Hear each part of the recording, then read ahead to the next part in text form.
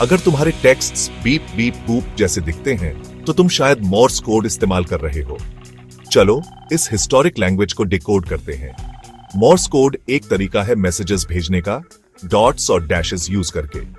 Samuel Moore's ने इसे 1830s में इन्वेंट किया था और इसने लॉन्ग डिस्टेंस कम्युनिकेशन में रेवोल्यूशन ला दी थी।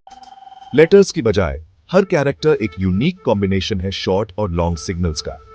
एग्जाम्पल के लिए लेटर ए एक डॉट है फिर एक डैश, या लेटर बी एक डैश है फिर 3 डॉट्स, या।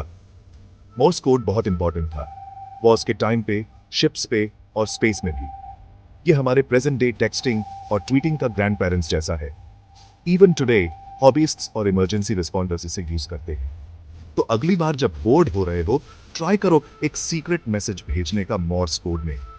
डॉट्स और डैशेस शायद सबसे कूल तरीका है हेलो बोलने का। Stay curious, history buffs. Hash Morse code hash history hash fun facts.